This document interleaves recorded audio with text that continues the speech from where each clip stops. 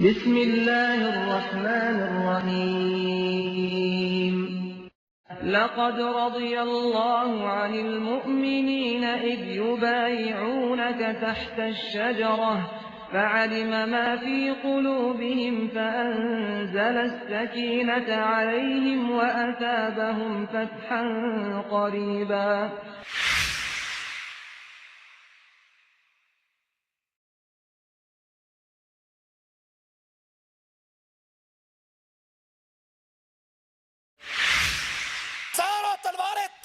ہیں کب عثمان اجازت دے اور اس کے دشمنوں کو قتل کر دیا جائے. اور وہ عثمان کہہ رہا ہے مدینے کے اندر میں خون بہتا ہوا نہیں دیکھ سکتا.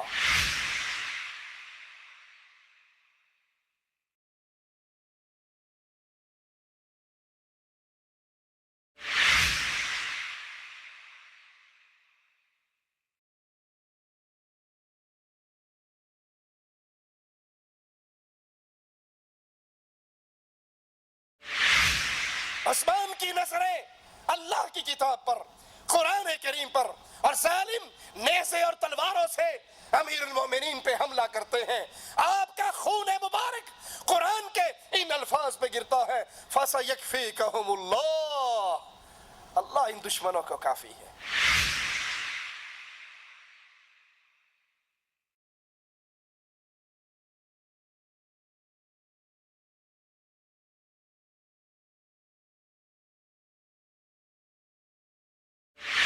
لوگ میرے پاس دوڑتے ہوئے آئے کہ ہم تیرے ہاتھ پہ بیعت کرنا چاہتے ہیں.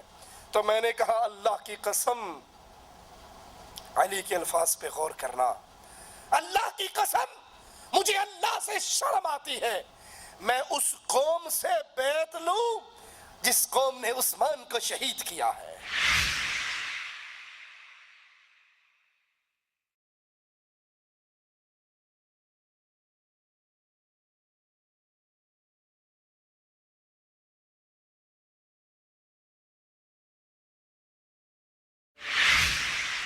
امام محمد بن سیرین رحمہ اللہ فرماتے ہیں کہ سیدنا عثمان کی شہادت کے بعد فرشتوں نے میدان جنگ میں مسلمانوں کی مدد کرنا ترک کر دیا.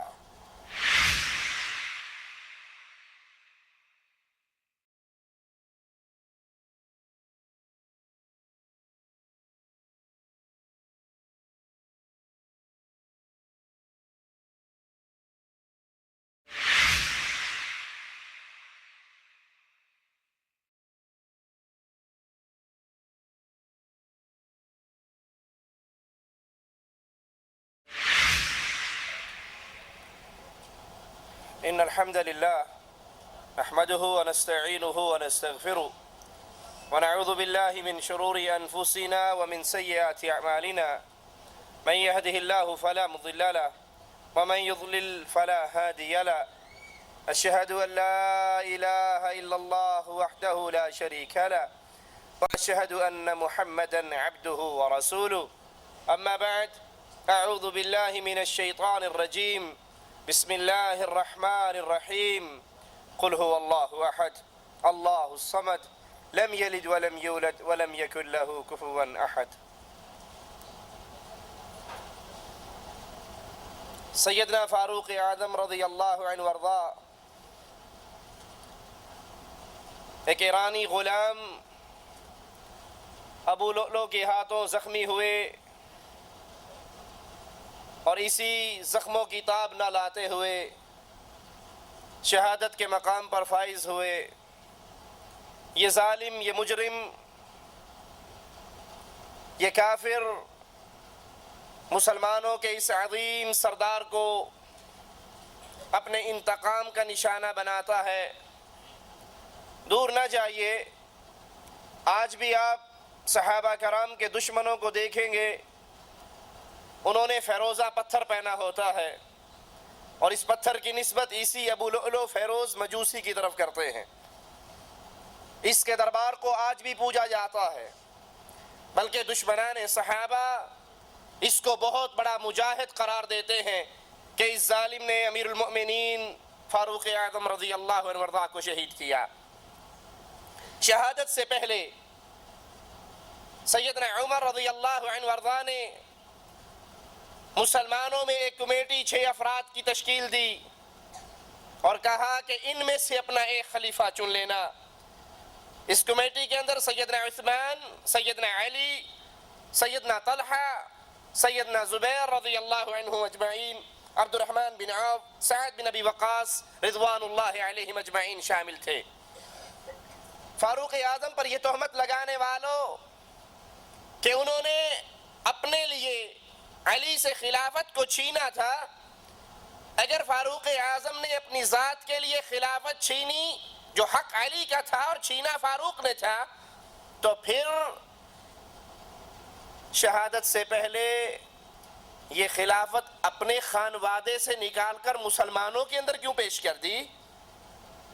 اگر اپنے لیے کچھ چھینا ہوتا، اپنے لیے حکومت بنانی ہوتی تو وہی کرتے جو سیدنا علی نے اپنے بیٹے حسن کو دی، تو سیدنا فاروق اعظم کو بھی چاہیے تھا کہ وہ یہ خلافت کا بوجھ عبداللہ ابن عمر کے حوالے کر دیتے اور یہ خانوادہ فاروق کے اندر باقی رہتی۔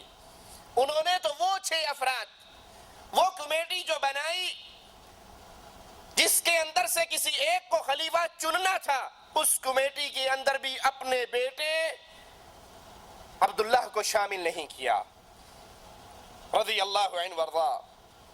سیدنا عمر کی وفات کے بعد، شہادت کے بعد، مسلمانوں نے سیدنا عثمان رضی اللہ عنہ وارضا کو اپنا خلیفہ مقرر کیا۔ جب آپ خلیفہ بنے تو آپ کی عمر 70 برس تھی، 12 سال تک آپ خلافت کی ذمہ داریاں نبھاتے رہے۔ فتوحات اسلامیہ کا جو سلسلہ سیدنا عمر رضی اللہ عنہ وارضا کے دور میں شروع ہوا تو سیدنا عثمان کے دور کے اندر وہ مزید پھیلتا رہا، پھلتا اور پھولتا رہا۔ آذربائیجان سیدنا خالد بن ولید کے ہاتھ پر 2 بار فتح ہوا۔ 27 ہجری کو عبداللہ بن سعد نے افریقیہ پہ چڑھائی کی۔ 29 ہجری میں فتوحات کا دائرہ اور بھی پھیلا۔ سیدنا عمر کی وفات کے بعد کچھ علاقوں نے بغاوت کی تو مسلمانوں نے ان کو دوبارہ فتح کیا۔ اس طرح اسلامی حکومت کی حدود چین کے قریب تک جا پہنچی۔ سیدنا عثمان رضی اللہ عنہ وارضا کے دور کے اندر یہ تمام علاقے مسلمانوں کے ساتھ شامل ہوئے، مسلمانوں کی مملکت میں شامل ہوئے۔ سیدنا عبد الرحمن بن سمرہ بلوچستان تک پہنچے، ایران اور کابل کے علاقے مسلمانوں کی حکومت میں شامل ہوئے۔ ایران کے اندر آئے دن بغاوت کا بازار گرم رہتا، کیونکہ آتش پرست آخری حکمران ابھی زندہ تھا جو سیدنا عمر کے دور میں فرار ہو کر ترکستان چلا گیا، اور عثمان کے دور میں وہ خراسان پہنچا اور تیاری کر کے مسلمانوں کے خلاف اس نے پھر بغاوت کی اور مسلمان لشکر نے اس کی بغاوت کو کچل ڈالا اور یہ تمام علاقے دوبارہ مسلمانوں کے علاقوں میں شامل ہوئے اور وہ اس بغاوت کچلنے کے نتیجے میں مارا گیا۔ شام کے والی امیر معاویہ رضی اللہ عنہ وارضا، کبھی اللہ نے موقع دیا تو سیدنا امیر معاویہ پر الگ ایک نشست کریں گے، ان کے حالات، ان کے واقعات، ان کے جہاد، یہ سارے معاملات کو انشاءاللہ بیان کریں گے۔ وہ امیر معاویہ جو قرآن کے کاتب تھے، وہ امیر معاویہ رضی اللہ عنہ وارضا جس کے دور حکومت میں 64 لاکھ مربع میل کرۂ ارض پر لا الہ الا اللہ کی حکومت پھیل چکی تھی۔ آج قرآن کے دشمن، ایمان کے دشمن، اسلام کے دشمن خاص طور پہ امیر معاویہ سے دشمنی کا اعلان کرتے ہیں۔ کیوں؟ وہ امیر معاویہ کے دشمن نہیں، وہ قرآن کے دشمن ہیں۔ وہ امیر معاویہ کی شان میں گستاخیاں اس لیے کرتے ہیں کہ جب امیر معاویہ کی ہستی مشکوک ہو جائے گی تو جس قرآن کی کتابت کرتے رہے وہ کتاب تو اپنے آپ مشکوک ہو جائے گی۔ ان کی دشمنی سیدنا معاویہ سے نہیں بلکہ اللہ کے قرآن اور اللہ کی کتاب سے ہے۔ امیر معاویہ نے سیدنا عثمان رضی اللہ عنہ وارضا سے کہا کہ سمندر کی طرف سے، رومیوں کی طرف سے بحری حملے کا خطرہ ہمیشہ رہتا ہے، کیوں نہ مسلمانوں کی بھی ایک بحری بیڑا ہو، ایک بحری فوج ہو جو رومیوں سے ان سرحدوں پر مقابلہ کرے۔ اس طرح سیدنا عثمان رضی اللہ عنہ وارضا کے دور میں پہلی مرتبہ مسلمانوں کا بحری بیڑا تیار ہوا۔ آپ نے اس کا حکم دیا۔ سیدنا معاویہ نے مصر کے والی عبداللہ بن سعد کے ساتھ مل کر عظیم الشان بحری بیڑا تیار کیا، بحری فوج تشکیل دی گئی، اور پھر روم کے بادشاہ نے شام اور مصر پہ حملہ کرنے کی تیاری کی۔ 500 جنگی جہاز کا بیڑا لے کر وہ مسلمانوں پر حملہ آور ہوا اور مسلمان لشکر نے اس ظالم کا مقابلہ کیا اور اس کے بحری بیڑے کو تہس نہس کر دیا. سمندری لڑائی کے اندر یہ مسلمانوں کی پہلی لڑائی، مسلمانوں کی یہ پہلی جیت، سیدنا عثمان رضی اللہ عنہ وارضاہ کی خلافت کا عظیم الشان کارنامہ.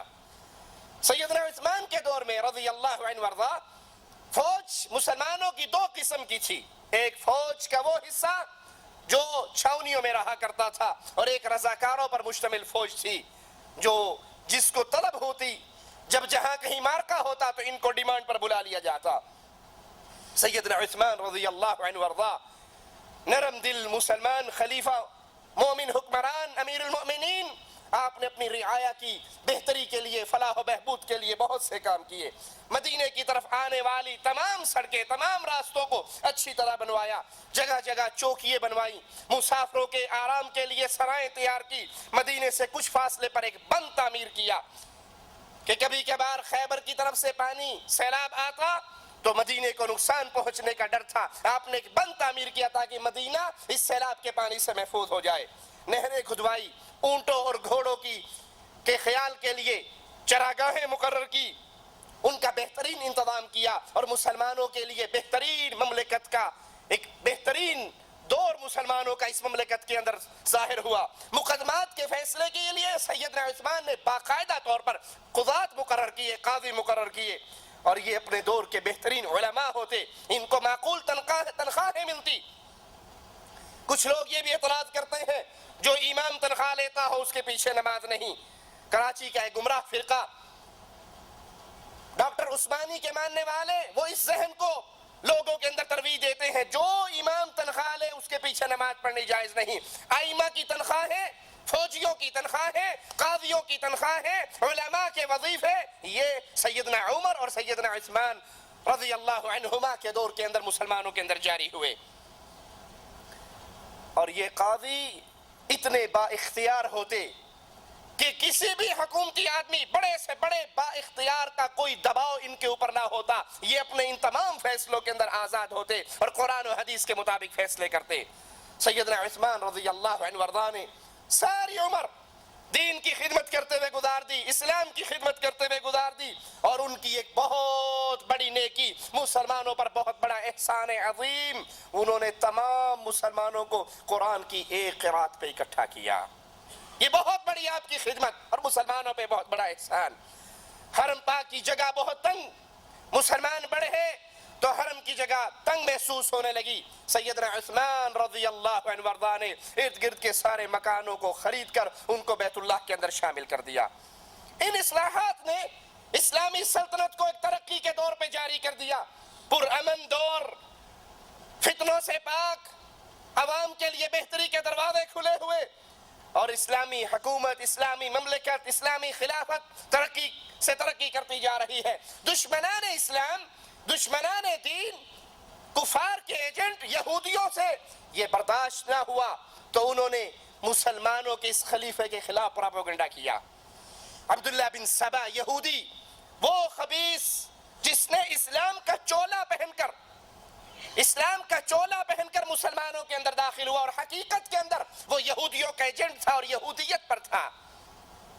عبداللہ ابن سبا نے فتنے کا ایک بازار گرم کیا، سیدنا عثمان رضی اللہ عنہ وارضاہ کے خلاف گفتگو کی، اور یہ بظاہر اس کا اپنا حلیہ بڑا متقی اور پرہیزگار، اور اپنے اس حلیے سے لوگوں کو متاثر کرنے والا، اس نے عام پبلک کے اندر سیدنا عثمان کے خلاف گفتگو، آپ کے گورنر کے خلاف گفتگو شروع کی، اور الزام یہ لگایا کہ سیدنا عثمان رضی اللہ عنہ وارضاہ اپنے رشتہ داروں کو بہت نوازتے ہیں، بڑے بڑے عہدوں پر ان کے رشتہ دار فائز ہیں، اور ان کو بیت المال سے بڑی بڑی رقمیں دی جاتی ہیں. الزامات کا یہ جال اتنی مہارت سے بچھایا گیا کہ بہت سے نیک دل لوگ بھی ان کے اس جال کا شکار ہو گئے. بے چینی کی لہر مسلمانوں میں دوڑی، اور بے چینی کی یہ لہر مدینہ تک پہنچی.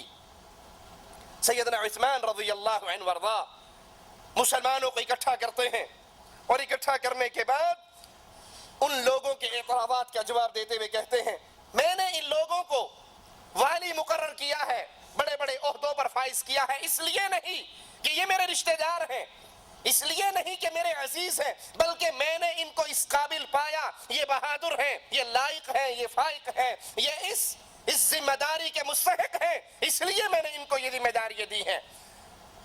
اور میں اس کو مانتا ہوں کہ میں اپنے رشتہ داروں سے محبت کرتا ہوں، میں رشتہ داروں کا حق ادا کرتا ہوں، لیکن میں اپنے رشتہ داروں کی وجہ سے ظالم نہیں بننا چاہتا۔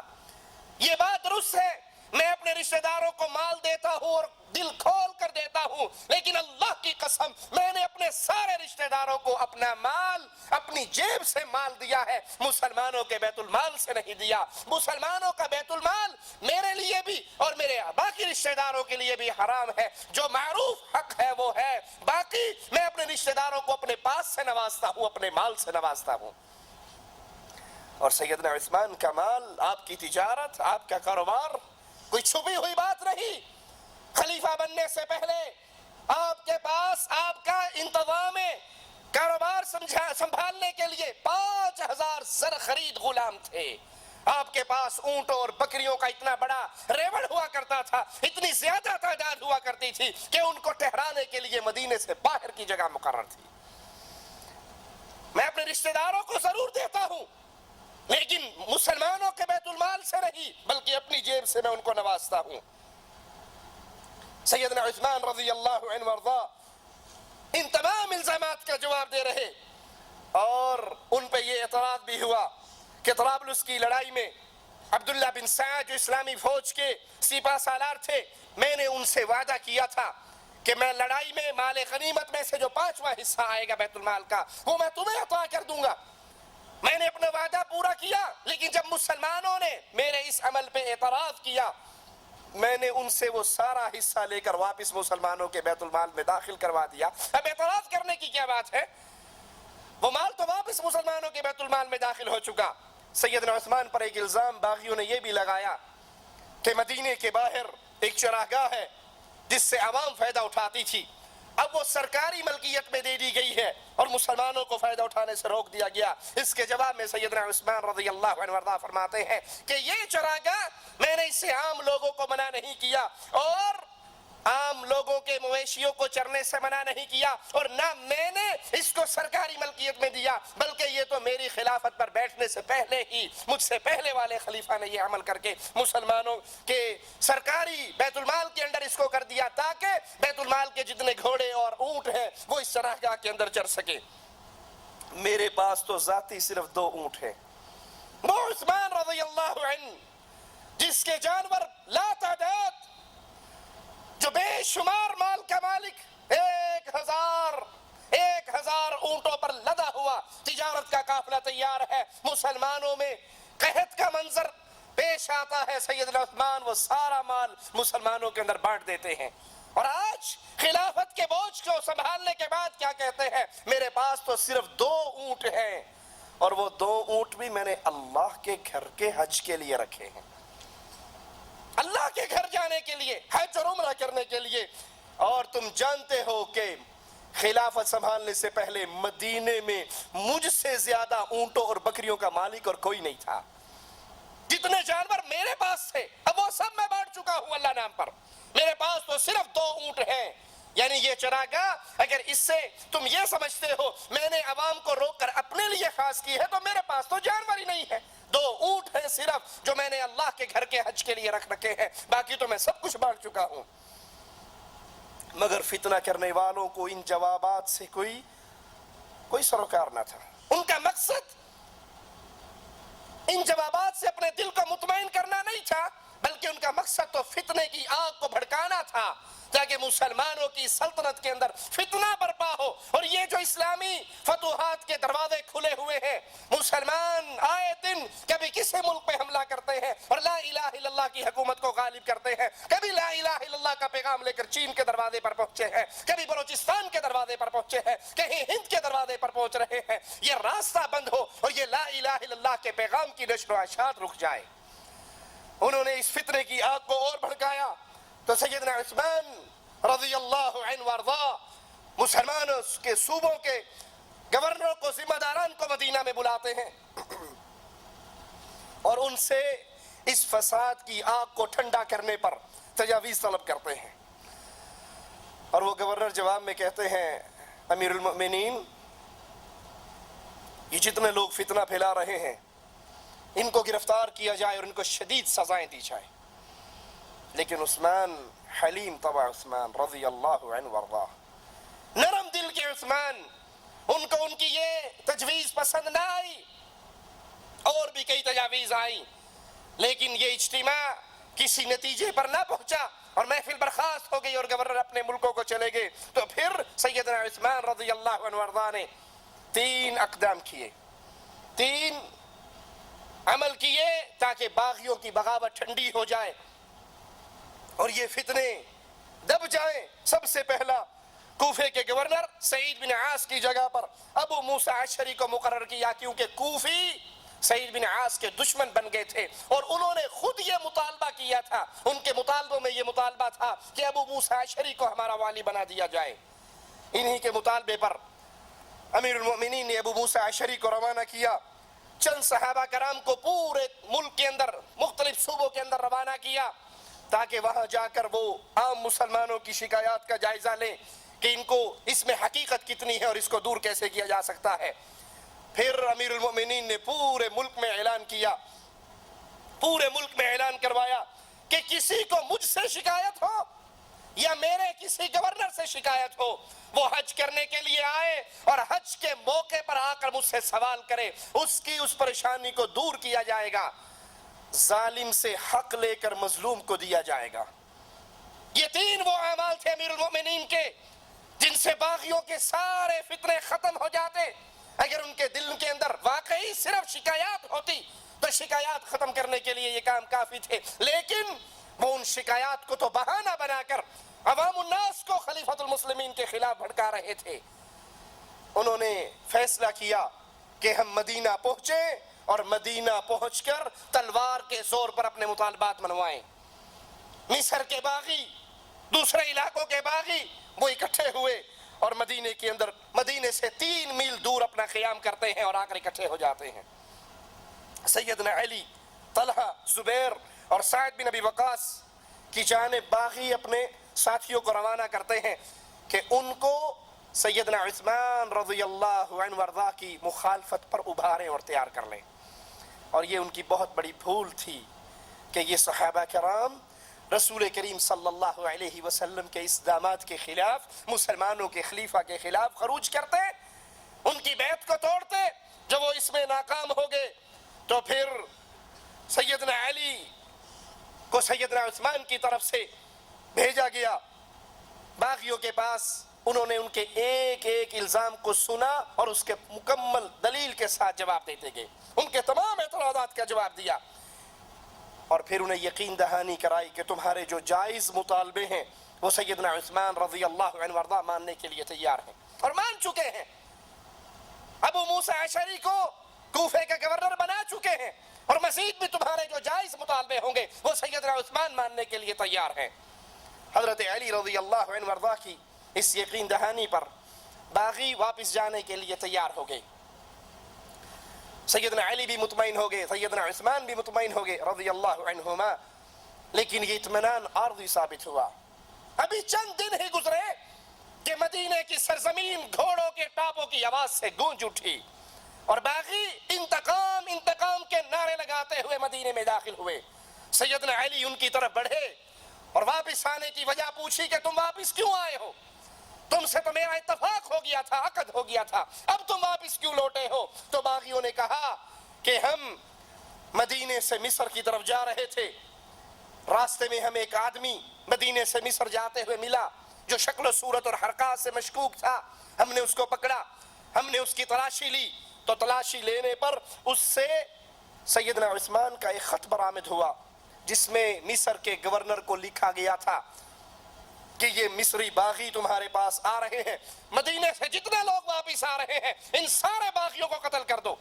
سیدنا علی رضی اللہ عنہ وارضاہ فوراً سیدنا عثمان کے پاس پہنچتے ہیں اور کہتے ہیں عثمان، باغی یہ بات دہراتے ہیں۔ سیدنا عثمان نے اللہ کی قسم اٹھا کر کہا، اللہ کی قسم، نہ یہ خط میں نے لکھا ہے، نہ لکھوایا ہے، نہ میرے مشیر نے لکھا ہے، مجھے اس خط کا کوئی علم نہیں، یہ باغیوں کی اپنی سازش ہے۔ خود سازش کر کے انہوں نے یہ خط تیار کیے ہیں۔ سیدنا عثمان رضی اللہ عنہ وارضا فرماتے ہیں لوگوں میں نہ تلوار کے زور پہ خلیفہ بنا ہوں اور نہ کوئی تلوار کے زور پہ مجھ سے خلافت چھین سکتا ہے، تمہارا مطالبہ کیا ہے؟ کہا ہمارا ایک ہی مطالبہ ہے کہ آپ خلافت کو چھوڑ دیجئے۔ کہا اللہ کی قسم میں خلافت کی قمیص کو نہیں اتاروں گا، خلافت کی یہ قمیص مجھے اللہ نے پہنائی ہے، اور رسول اللہ صلی اللہ علیہ وسلم نے فرمایا تھا کہ اے عثمان اللہ تجھے ایک قمیص پہنائے گا اور لوگ تیرے پاس آئیں گے اسے اتارنے کا تجھے کہیں گے لیکن تو اسے مت اتارنا، اور کہا یہ قمیص خلافت کی قمیص ہے جو مجھے اللہ نے پہنائی ہے اور رسول نے مجھے حکم دیا کہ اس کو نہ اتارنا، نہ تلوار کی زور پر میں خلیفہ بنا اور نہ تلوار کی زور پر مجھ سے کوئی خلافت کو چھین سکتا اور خلافت سے اتار سکتا ہے۔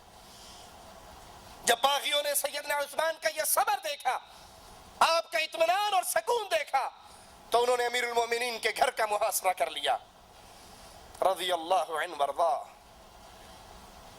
باغی سیدنا عثمان کے صبر کو دیکھ کے برداشت نہ کر سکے اور وہی رذیل اور گھٹیا حرکت کی کہ امیر المومنین کے گھر کا محاصرہ کر کے خوراک اور پانی کے سارے راستوں کو بند کر دیا۔ نہ پانی گھر میں پہنچ رہا ہے، نہ کھانا گھر میں پہنچ رہا ہے۔ ام المؤمنین سیدہ ام حبیبہ رضی اللہ تعالی عنہا نے کھانے پینے کی کچھ چیزیں لے کر، کچھ خوراک اور کچھ پانی لے کر سیدنا عثمان کے گھر پہنچنے کی کوشش کی، لیکن ظالموں نے مومنوں کی ماں کو بھی نہ جانے دیا۔ سیدنا علی نے اپنے کچھ ساتھیوں کے ہاں 3 پانی کے 3 مشکیزیں اور کچھ تھوڑی سی خوراک اپنے ساتھیوں کے ہاتھ بھیجی کہ جاؤ سیدنا عثمان کے گھر دے کر آؤ۔ یہ تاثر دینے والوں اپنی مجلسوں میں، ماتم کدوں میں کہ علی عثمان کے دشمن تھے، کوئی اپنے دشمن کو پانی نہیں بھیجا کرتا، کوئی اپنے دشمن کو کھانا نہیں بھیجا کرتا۔ اگر علی عثمان کے دشمن تھے اس محاصرے پر حضرت علی خوش کیوں نہ ہوئے؟ باغیوں کو کیوں جواب دیا؟ باغیوں کی بغاوت کو کیوں ٹھنڈا کرنے پہ لگے رہے؟ ان کو کیوں واپس جانے پہ کہتے رہے؟ اگر علی سیدنا عثمان کے دشمن ہوتے تو باغیوں کی رہنمائی کرتے، ان کے لیڈر بنتے اور ان کے ساتھ مل کر حملہ کر کے اس خلافت کو چھین لیتے۔ لیکن سیدنا علی پانی کے 3 مشکیزیں اور کچھ خوراک سیدنا عثمان کے گھر بھیجتے ہیں، اور آپ کے یہ ساتھی باغیوں سے لڑتے بھڑتے زخم کھاتے ہوئے ان کے گھر پہنچنے میں کامیاب ہو جاتے ہیں۔ بزرگ صحابہ مسلسل باغیوں کو سمجھاتے ہیں لیکن باغی نہیں مانتے، اور ایک دن سیدنا عثمان رضی اللہ عنہ وارضا اپنے گھر کی چھت پہ کھڑے ہوتے ہیں اور باغیوں سے سوال کرتے ہیں، اے لوگو مجھے میرے گھر میں قید کر دینے والو، ذرا یہ بتاؤ مدینے کے اندر جب رسول نے مسجد بنائی تھی اس مسجد کی زمین خریدتے ہوئے آپ نے کہا تھا کون ہے جو اس مسجد کے لیے اس پلاٹ کو خرید کر دے، اس کے بدلے میں اس کو اللہ کی جنت کی گارنٹی دیتا ہوں، بتاؤ یہ زمین کس نے خرید کر دی تھی؟ باغیوں نے کہا اے عثمان تو نے خرید کر دی تھی۔ کہا آج میری خریدی ہوئی زمین پر بنی ہوئی مسجد میں مجھے نماز پڑھنے نہیں دیتے؟ کہا میرے سوال کا جواب دو، مدینے کے اندر میٹھے پانی کا کنواں نہیں تھا، میرے رسول علیہ السلام نے کہا تھا کون ہے جو یہودی سے یہ کنواں میٹھے پانی کا خرید کر دے اور اپنے ڈول کو عام مسلمانوں کے لیے وقف کر دے، جو چاہے اس میں سے پانی بھرے؟ تو وہ کون تھا جس نے یہ کنواں خرید کر رسول کریم صلی اللہ علیہ وسلم کو دے کر اس سے جنت کی خوشخبری پائی تھی؟ کہا عثمان وہ تو تھا۔ کہا اسی کنویں کا پانی آج مجھے نہیں پینے دیتے؟ باغیوں سے آپ سوال کر رہے، کیا تم جانتے نہیں میرا رسول کریم صلی اللہ علیہ وسلم سے کیا رشتہ تھا؟ کہا جانتے ہیں، رسول کی 2 بیٹیاں تیرے نکاح میں آئی تھی۔ کہا جس کو دامادی کا 2 مرتبہ شرف ملا وہ داماد رسول بنا، آج اس کے خون کے در پہ ہو؟ باغیوں نے مدینے کے تمام راستوں کو بند کر دیا جو عثمان کے گھر کی طرف آتے تھے اور ہر راستے پر پہرے لگا دیے، لیکن پھر بھی 700 مسلمان ہتھیاروں سے لیس ہو کر سیدنا ابو ہریرہ ان کے اندر موجود ہیں، سیدنا عثمان کے پاس آتے ہیں اور کہتے ہیں آپ ہمیں اجازت دیجئے، ہم ان باغیوں سے لڑ کر ان کی گردنوں کو اڑا کر آپ کو ان سے آزاد کروا لیں گے۔ لیکن سیدنا عثمان تیرے صبر پہ قربان جاؤں، جواب میں کہتے ہیں میرے نبی کے صحابہ، میں تمہیں اللہ کا واسطہ دے کر کہتا ہوں کہ میرے لیے کوئی شخص نہ لڑے، میرے لیے کوئی خون نہ بہائے، تم لوٹ جاؤ۔ شہادت عثمان کا مقابلہ کرتے ہو شہادت حسین سے۔ ارے ذرا آنکھوں کو کھول کر دیکھو تو صحیح، ایک طرف سیدنا حسین رضی اللہ عنہ وارضا 72 انسانوں کے ساتھ، جن میں بچے بھی ہیں، جن میں عورتیں بھی ہیں، وہ نکلتے ہیں، صحابہ روک رہے ہیں، عبداللہ ابن عمر روک رہے ہیں، ابن عباس روک رہے ہیں، صحابہ کی جماعت روک رہی ہے، حسین نہ جاؤ، حسین نہ جاؤ، اور سیدنا حسین جا رہے ہیں، اور ادھر پوری اسلامی حکومت سیدنا عثمان سے اجازت مانگ رہی ہے، امیر المومنین سے سوال کر رہی ہے، 700 صحابہ سیدنا عثمان کے دروازے پر کھڑے ہیں، اجازت دیجئے، ہم ان باغیوں سے، ان مصر کے باغیوں سے ہم لڑنے کے لیے تیار ہیں، اور وہ اللہ کا واسطہ دے کر کہتے ہیں لوٹ جاؤ، میرے لیے کوئی مسلمان نہ لڑے، میں مسلمانوں کا خون بہتا ہوا نہیں دیکھ سکتا۔ ایک طرف امیر المومنین کی حفاظت کے لیے امیر معاویہ لشکر بھیجنے پر تیار ہے، مدینے کے مسلمان جنگ کرنے پر تیار ہے، اور ایک طرف یہ 72 انسانوں کو لے کر جا رہے ہیں۔ شہادت حسین کا مقابلہ کس سے کرتے ہو؟ یہ امام مظلوم سیدنا عثمان رضی اللہ عنہ وارضا، لوگ اپنا خون بہانے کے لیے تیار ہیں، تلواریں بے نیام ہونے کے لیے تڑپ رہی ہے، لیکن وہ کہتے ہیں لڑنا ہے تو اللہ کے لیے لڑو، میری ذات کے لیے کوئی نہ لڑے، اور میں مدینہ الرسول میں مسلمانوں کا خون بہتا ہوا نہیں دیکھ سکتا۔ نبی کے ان صحابہ کو واپس لے جاتے ہیں۔ عبداللہ بن سلام رضی اللہ عنہ وارضا نے باغیوں سے کہا لوگو تم عثمان کو قتل نہ کرو، تم میں سے جو شخص عثمان کو قتل کرے گا وہ اللہ سے کوڑی ہو کر ملے گا، کوڑ کے مرض میں مبتلا ہو کر اللہ کے دربار میں اٹھے گا۔ یاد کرو اللہ کی تلوار ابھی تک نیام کے اندر ہے، لیکن اگر تم نے عثمان کو قتل کر دیا پھر اس کی تلوار نیام سے نکل آئے گی اور قیامت تک دوبارہ کبھی میان میں نہیں جائے گی۔ یہ تلوار ابھی نیام کے اندر ہے، ان کی شہادت سے فتنے کے دروازوں کو نہ کھولو، اور اگر تم نے یہ جرم کر لیا پھر وہ تلوار نکل آئے گی، فتنوں کا دروازہ کھل جائے گا، اس کو دوبارہ نیام میں کوئی داخل نہ کر سکے گا۔ باغیوں نے سیدنا علی کو اپنے مطالبات دے کر سیدنا عثمان رضی اللہ عنہما کے پاس بھیجا۔ سیدنا علی پہنچے، کہا اللہ کی قسم اے عثمان میں نہیں جانتا تجھے کیا کہوں، میں کوئی ایسی بات نہیں جانتا جس کی خبر آپ کو نہ ہو، میں کوئی ایسا امر نہیں جانتا جو آپ کو بتلاؤں اور آپ اس سے واقف نہ ہو، جتنا علم آپ کو ہے اتنا ہی ہمیں ہے، مجھے آپ پر سبقت کی کوئی وجہ نہیں دکھائی دیتی، جو آپ نے نبی سے سنا ہم نے سنا، جو آپ نے نبی کو کرتے دیکھا وہ ہم نے کرتے دیکھا، آپ بھی نبی کی صحبت میں رہے ہم بھی نبی کی صحبت میں رہے، ابو بکر و عمر بھی حق پر عمل کرنے میں آپ سے افضل نہیں تھے، جس طرح وہ حق پر عمل کرتے اسی طرح قرآن و حدیث کی آوازیں پر آپ عمل کرتے۔ آپ ان دونوں سے بڑھ کر، ابو بکر و عمر سے بڑھ کر رسول اللہ صلی اللہ علیہ وسلم کے قرابت دار، آپ کو داماد رسول بننے کا 2 مرتبہ شرف حاصل ہوا جو ان کو نہیں حاصل ہوا۔ ابو ذر الجہنی سیدنا عثمان کے پاس آئے تو سیدنا عثمان رضی اللہ عنہ وارضا نے فرمایا 10 باتیں میں نے اللہ کے ہاں امانت رکھی ہیں۔ پہلی بات، میں چوتھا مسلمان ہوں، چوتھا آدمی ہوں جس نے محمد کریم صلی اللہ علیہ وسلم کے ہاتھ پر بیعت کی۔ رسول کی 2 بیٹیاں میرے نکاح میں آئی، یہ شرف اور کسی کو نہیں ملا۔ میں نے کبھی گانا نہیں گایا، کبھی راگ نہیں گایا، میں نے کبھی برائی کی خواہش نہیں کی۔ جب سے میں نے نبی کے ہاتھ پر بیعت کی ہے،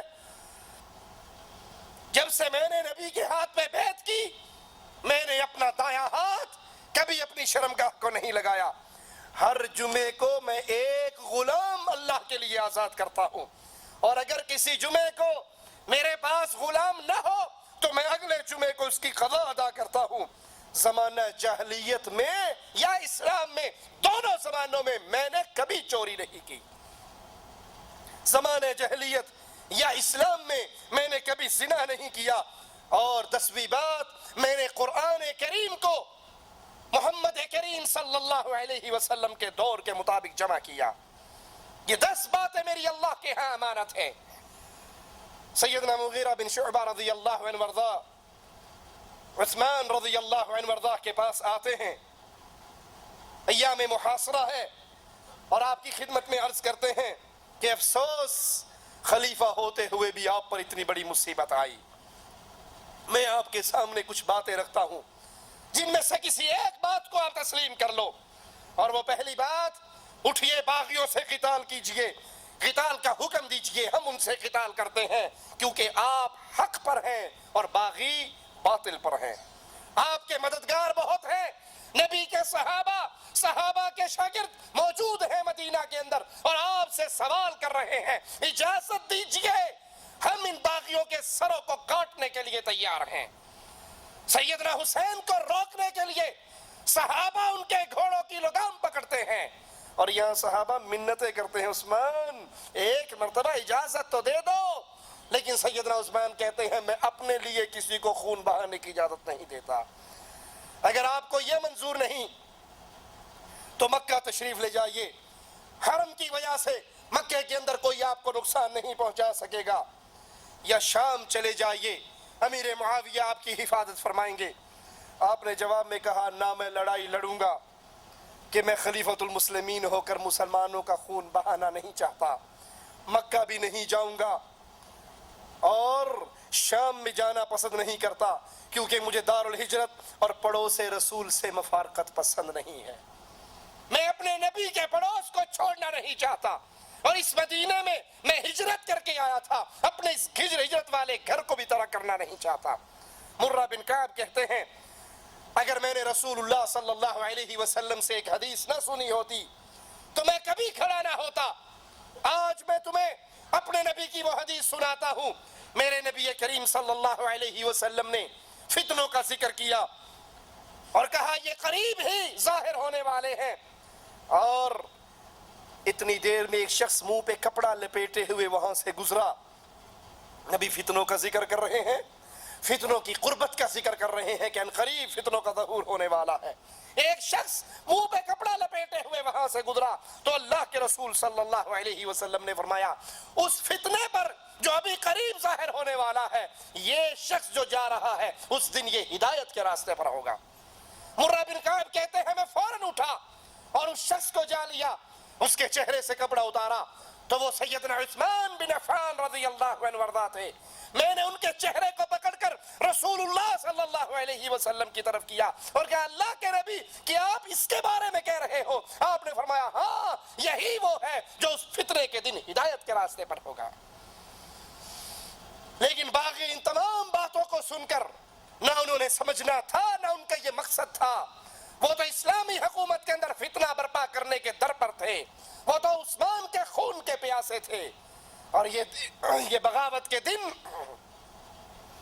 یہ حج کے ایام مسلمانوں کی اکثریت حج کرنے کے لیے گئی ہوئی، لہذا باغیوں کو بھی سکون تھا اور وہ پرسکون ہو کر مسلمانوں کے خلیفہ کے گھر کا گھیراؤ کیے ہوئے آپ کے قتل پر تیار ہو گئے۔ سیدنا عثمان رضی اللہ عنہ وارضا کو یہ خبر پہنچ گئی کہ باغی آپ کے خون کے پیاسے ہیں، آپ پھر اپنے گھر کی چھت پہ چڑھتے ہیں۔ سوچئے ذرا، مقارنہ کیجئے، منظر اپنے سامنے رکھیے۔ ایک طرف یہ منظر ہے سیدنا حسین کہہ رہے ہیں کربلا کے میدان میں مجھے واپس جانے دو، میں لڑنے کے لیے نہیں آیا، مجھے تو کوفیوں نے خط لکھ کر بلایا تھا، اگر یہ کوفی اب میری مدد نہیں کرنا چاہتے تو مجھے واپس جانے دو، مجھے یزید کے پاس جانے دو، میں اپنا ہاتھ یزید کے ہاتھ میں دینے کو تیار ہوں، یا مجھے کافروں کی سرحد پہ جانے دو، میں ان سے جہاد کر کے شہادت کے رتبے پر فائز ہو جاؤں۔ اور ایک طرف یہ منظر ہے کہ صحابہ کرام آپ سے اجازتیں مانگ رہے ہیں، لیکن آپ خود اپنے گھر کی چھت پہ چڑھتے ہیں اور ان سے سوال کرتے ہیں ظالموں مجھے کس جرم میں قتل کرنا چاہتے ہو؟ کیونکہ کیونکہ اسلام میں کسی انسان کو قتل کرنے کی صرف 3 وجہ ہیں. وہ مسلمان مرتد ہو جائے تو اس کو قتل کر دیا جائے. کیا میں مرتد ہو چکا ہوں اپنے دین سے؟ مجھے اس جرم میں مارنا چاہتے ہو؟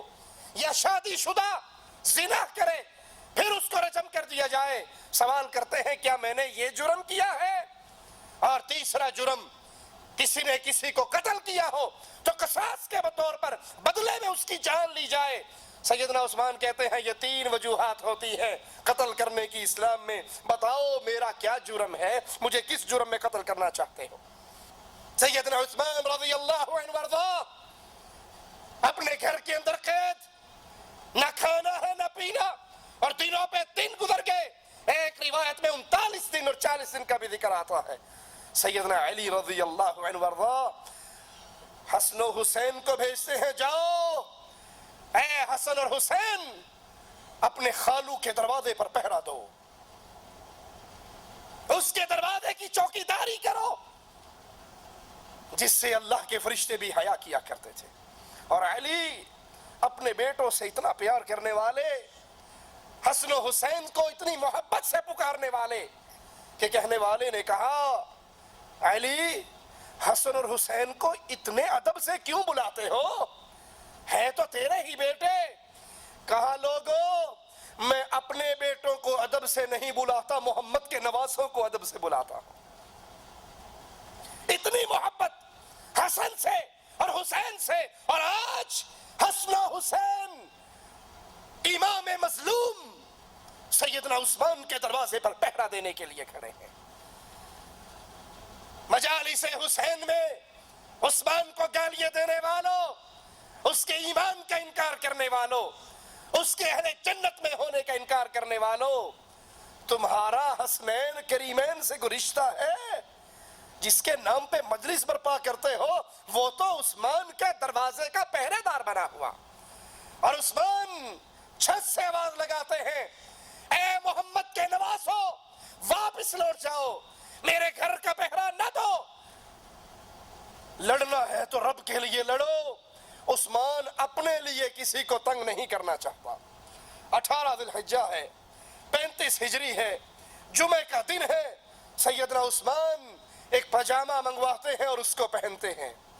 انہوں نے نہ زمانہ جاہلیت میں نہ زمانہ اسلام میں کبھی اس پاجامے کو پہنا، لیکن اس دن خاص طور پہ پاجامہ منگوا کر پہنتے ہیں اور کہتے ہیں آج رسول اللہ صلی اللہ علیہ وسلم کی خام میں زیارت ہوئی تھی. وہ عثمان جو بھوک اور پیاس کے اندر نیت سے روزے رکھا کرتا تھا اور نیت سے افطار کر لیا کرتا تھا. وہ عثمان جس کے گھر میں افطاری کے لیے پانی تو درکنار نمک بھی نہیں تھا، جو نیت سے سحری کرتا تھا، نیت سے افطاری کرتا تھا مظلومیت کی حالت میں. ارے ایک طرف مارکہ کربلا ہے جو تمہاری کتابوں کے مطابق چند گھنٹوں ختم ہو جاتا ہے، اور ایک طرف 39 یا 40 دن کا پیاسا عثمان رضی اللہ عنہ وارضاہ. کہا آج امام الانبیاء خام میں آئے تھے، ابو بکر و عمر بھی ساتھ تھے، اور کہا تھا عثمان آج کے روزے کی افطاری تو میرے پاس آ کر کرے گا، آج تو افطاری میرے پاس آ کر کرے گا. ادھر باغیوں نے امام مظلوم کے گھر پہ حملہ کیا. گھر کے دروازے پر حسن بن علی، عبداللہ بن زبیر، محمد بن طلحہ اور کچھ اور نوجوان پہرے پر تھے. وہ ان باغیوں سے لڑتے رہے. ان کے وہم و گمان میں بھی نہ تھا، ان کے ذہن میں تھا کہ باغی اپنے مطالبات پیش کر کے کچھ دن یہاں قیام کر کے واپس لوٹ جائیں گے. ان کے وہم و گمان میں نہ تھا کہ بغاوت کی یہ تحریک یہودیوں کے ایجنٹ عبداللہ ابن سبا نے برپا کی ہے، اور آج تک اس عبداللہ ابن سبا کی ناجائز اولاد صحابہ کے خلاف بغاوت کی تحریک برپا کرتے ہوئے نظر آتی ہے. جہاں صحابہ کو گالیاں پڑھتے ہوئے دیکھو گے، گالیاں دینے والے عبداللہ ابن سبا یہودی کے ایجنٹ ہوں گے. انہیں یقین نہیں تھا کہ باغی اس حد تک بڑھ جائیں گے. باغیوں نے عثمان کے گھر پہ حملہ کیا. حسن بن علی، عبداللہ بن زبیر، محمد بن طلحہ ان باغیوں سے لڑتے ہیں اور عثمان کے دروازے تک کسی کو پہنچنے نہیں دیتے. اور چار باغی ساتھ والے گھر کا سہارا لے کر دیوار پھلانگ کر سیدنا عثمان رضی اللہ عنہ وارضا کے گھر میں داخل ہو جاتے ہیں. عثمان جو روزے سے ہیں، عثمان جو قرآن کی تلاوت کر رہے ہیں، عثمان جو خلیفۃ المسلمین ہیں، جن کی مدد کرنے کے لیے ہزاروں تلواریں تڑپ رہی ہیں، کب عثمان اجازت دے اور اس کے دشمنوں کو قتل کر دیا جائے؟ اور وہ عثمان کہہ رہا ہے مدینے کے اندر میں خون بہتا ہوا نہیں دیکھ سکتا. حالت سیام قرآن کی تلاوت کر رہے چار باغی دیوار کو پھلانگتے ہیں، سیدنا عثمان رضی اللہ عنہ وارضا کے گھر میں داخل ہو جاتے ہیں. امیر المؤمنین کی زوجہ سیدہ نائلہ کہتی ہے عثمان تیرے دشمن آج تو گھر کی دیواروں کو پھلانگ کر اندر آ چکے ہیں، تیری جان کے در پہ تیرے خون کے پیاسے آج تیری چادر چار دیواری کو بھی اپنے قدموں کے نیچے رون چکے ہیں. جواب میں سیدنا عثمان کہتے ہیں نائلہ آخری لمحات میں میری نظروں کو رب کے قرآن سے جدا نہ کر، یہ جو کرتے ہیں کرنے دے اور مجھے اللہ کی کتاب کی تلاوت کرنے دے. قیامت کے دن ہوگا، رب کے دربار میں پیش ہوگا، مالک پوچھے گا عثمان آخری کام کیا کر رہا تھا؟ میں کہوں گا اللہ میرے دشمن مجھے قتل کر رہے تھے، میں تیرے قرآن کی تلاوت کر رہا تھا. عثمان کی نظریں اللہ کی کتاب پر، قرآن کریم پر، اور ظالم نیزے اور تلواروں سے امیر المومنین پہ حملہ کرتے ہیں.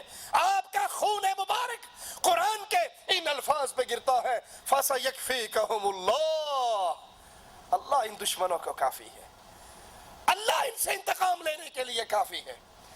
سیدنا عثمان جمعہ کا دن ہے، شام کا وقت ہے، شہید ہو کر آپ کی پاکیزہ روح اللہ کی جنتوں کی طرف روانہ ہو جاتی ہے. عبداللہ بن زبیر رضی اللہ عنہ وارضا تدفین کی امور انجام دیتے ہیں اور رات کے اندھیرے میں امیر المؤمنین امام مظلوم سیدنا عثمان رضی اللہ عنہ وارضا کو بقیع قبرستان میں دفن کر دیا جاتا. خبر دینے والا سیدنا علی کے پاس پہنچتا ہے. علی عثمان کو شہید کر دیا گیا. علی حسن و حسین کے چہرے پر تھپڑ مارتے ہیں. وہ علی جس نے حسن و حسین کو کبھی غصے سے بلایا بھی نہ تھا، آج یہ چہرے پر پڑنے والے تھپڑ زبان حال سے کہنے دیجئے. وہ کہتے ہوں گے بابا ہمیں تو نے کبھی غصے سے بھی نہیں بلایا اور آج تھپڑ مار رہا ہے. کہاں تم نے اپنے خالو کی حفاظت کرنے میں کمی کا ثبوت دیا؟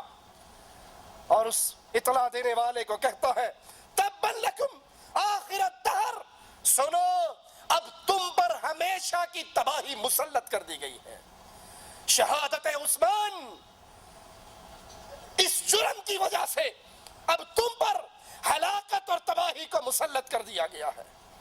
جنگ جمل کے ایک دن سیدنا علی کہتے ہیں اللہ میں تیری جناب میں خون عثمان سے اپنی برات کا اظہار کرتا ہوں.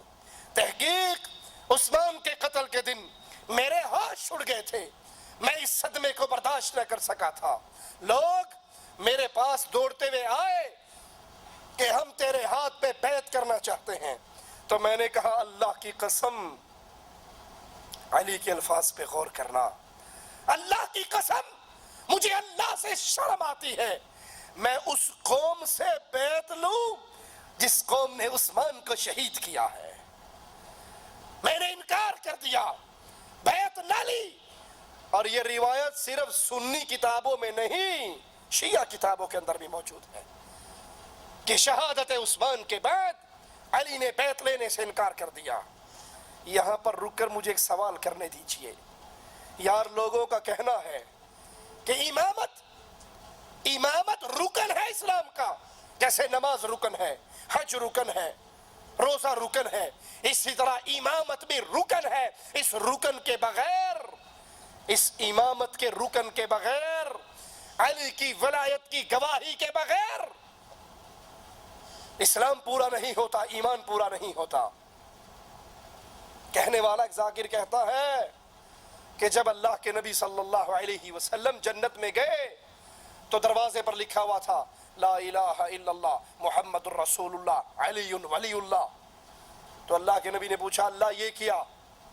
کہا یہ لا الہ الا اللہ یہ میری توحید کی گواہی، محمد الرسول اللہ تیری رسالت کی گواہی، علی ولی اللہ علی کی ولایت کی گواہی، اور جب تک علی کی ولایت کی گواہی نہ دی جائے نہ میری توحید پوری ہوتی ہے نہ تیری رسالت پوری ہوتی ہے۔ پھر کہتا ہے لوگو جس علی کی ولایت کی گواہی کے بغیر نہ اللہ کی توحید بچے نہ محمد کی رسالت بچے، تیری نماز کیسے بچے گی، تیرا دین کیسے بچے گا؟ سانو جو آخنا ہے کہ جنت علی دے نال کس طرح ملنی ہے، پیغمبر فرماتا ہے جدا معراج دی رات چوتھے آسمان تے گیا، اللہ باب الجنت مکتوب لا الہ الا اللہ محمد رسول اللہ علی ولی اللہ 3 سطرہ لکھیاں ڈٹھیاں، لا الہ الا اللہ محمد رسول اللہ علی ولی اللہ دے کیا دے خالق توحید تیری ہے، رسالت میری ہے، علی ولی اللہ دا کیا مقصد ہے؟ فرمایا بے شک توحید میری ہے، رسالت تیری ہے، لیکن جب تک علی امداد واسطے نہ آوے نہ توحید بچدی ہے نہ رسالت بچدی ہے۔ انا للہ و انا الیہ راجعون۔ ہم کہتے ہیں مان لیتے ہیں آپ کی اس بات کو ایک لمحے کے لیے کہ علی کی ولایت ایمان کا رکن ہے، تو مجھے سوال کرنے دیجئے، لوگ دوڑ رہے ہیں علی کے ہاتھ پر بیعت کرنے کے لیے اور علی جواب میں کہہ رہے ہیں مجھے چھوڑ دو، میرے علاوہ کسی اور کو اپنا خلیفہ مقرر کر لو، مجھے شرم آتی ہے اس قوم سے بیعت لوں جس قوم نے عثمان کا خون بہایا ہے۔ اگر یہ امامت رکن تھا تو علی اس رکن کا انکار کیوں کر رہے تھے؟ یہ تو اللہ کی طرف سے واجب تھا نا۔ کوئی مسلمان نماز کا انکار کر سکتا ہے، روزے کا انکار کر سکتا ہے، حج کا انکار کر سکتا ہے، زکوٰۃ کا انکار کر سکتا ہے۔ اگر یہ امامت علی اللہ کی طرف سے فرض تھا، واجب تھا، تو بتاؤ جب شہادت عثمان کے بعد لوگ دوڑے تھے علی کی طرف تو علی نے یہ کیوں کہا تھا مجھے شرم آتی ہے میں اس قوم سے بیعت لوں جس قوم نے عثمان کو شہید کیا؟ قوم لوٹ گئی اور کہا تم سے بیعت لوں کہ ابھی تو عثمان بھی دفن نہیں ہوئے۔ قوم لوٹ گئی، اگلے دن پھر آئی تو آپ نے پھر یہی کہا کہ مجھے شرم آتی ہے میں اس قوم سے بیعت لوں، میں اس کام کے کرنے پہ جرت نہیں پاتا۔ لوگ پھر تیسری بار بضد ہو کر آئے اور بیعت لی، انہوں نے مجھے یا امیر المؤمنین کہا۔ سیدنا علی کہتے ہیں انہوں نے مجھے امیر المؤمنین کے نام سے پکارا تو صحیح، لیکن یہ خطاب سن کر میرے دل کو چاک کر دیا۔ میں نے کہا خدایا کچھ بھی ہو تو عثمان کو مجھ سے راضی کر دے کہ میں عثمان کے خون میں شریک نہیں تھا۔ اگر تمہارے عقیدے کے مطابق عثمان نے یہ حق چھینا تھا تو اس کی شہادت پہ علی کو تو خوش ہونا چاہیے تھا نا کہ جان چھوٹی، میرا حق مجھے ملا۔ بلکہ سیدنا علی کہہ رہے ہیں اللہ تو عثمان کو مجھ سے راضی کر دے کہ میں عثمان کے خون میں شامل نہ تھا۔ سیدنا سمرہ فرماتے ہیں کہ اسلام مضبوط قلعے کے اندر بند تھا، مگر قتل عثمان سے اس میں ایسا رکھنا پڑ گیا کہ اب قیامت تک دوبارہ بند نہ ہوگا۔ ان کے قتل سے خلافت مدینے سے ایسی نکلی کہ دوبارہ مدینے میں واپس نہ آئے گی۔ امام محمد بن سیرین رحمہ اللہ فرماتے ہیں کہ سیدنا عثمان کی شہادت کے بعد فرشتوں نے میدان جنگ میں مسلمانوں کی مدد کرنا ترک کر دیا۔ شہادت عثمان کے بعد فرشتوں نے میدان جنگ میں مسلمانوں کی مدد کرنا ترک کر دیا۔ قاسم بن امیہ نے آپ کی شہادت پہ کچھ یوں کہا لوگو سیدنا عثمان کب شہید ہوئے؟ ذی الحجہ کے اندر، قربانی والے مہینے میں۔ اور قاسم کہہ رہے ہیں لوگو اللہ کی قسم تم نے رسول اللہ صلی اللہ علیہ وسلم کے بعد قربانی کے دن بہت بری قربانی دی ہے، قربانی کے دن بہت بری قربانی دی۔ سیدنا کعب بن مالک نے کہا اللہ اس قوم کو ہلاک کرے، اللہ اس قوم کو جس نے پاک طیب برگزیدہ امام کو قتل کیا وہ کسی گناہ کی آلودگی کی وجہ سے قتل نہیں کیا گیا، اس پہ کوئی گناہ نہیں تھا، اس پہ کوئی دھبا نہیں تھا، اس کا کوئی جرم نہیں تھا، بلکہ لوگوں نے اس کے خلاف جھوٹی باتیں بنائی تھی۔ حسان بن ثابت نے فرمایا جو خالص موت کو دیکھنا چاہتا ہو کہ اس میں کسی چیز کی آمیزش نہ ہو، اس کو چاہیے وہ عثمان کے گھر میں جائے۔ لوگوں نے اس شخص کو قتل کر دیا جس کے پیشانی پر سجدے کے نشان تھے، اور وہ تمام رات نماز اور تلاوت میں گزار دیا کرتا تھا۔ اللہ سے دعا ہے اللہ ہمیں صحابہ کی محبت عطا فرمائے، اللہ ہمیں سیدنا عثمان کی محبت عطا فرمائے، زندہ رکھے اسی پر رکھے، موت دے تو اس حال پہ دے، اللہ ہم سے راضی ہو، ہم اپنے اللہ سے راضی ہوں۔ اقول قولی ھذا واستغفر اللہ لی ولکم ولسائر المسلمین۔ سفر کے دوران فرض نماز پہ قصر ہے اور سنت پر قصر ہے یا نہیں، سنت پڑھنا چاہیے یا چھوڑنا چاہیے؟ جب اللہ نے فرض پر ہی قصر کر دی تو سنت کا معاملہ تو اپنے آپ ختم ہو گیا۔ جب آپ ظہر کے 4 کی بجائے 2 فرض پڑھیں گے تو سنت اس کے علاوہ ویسے ہی معاف ہے۔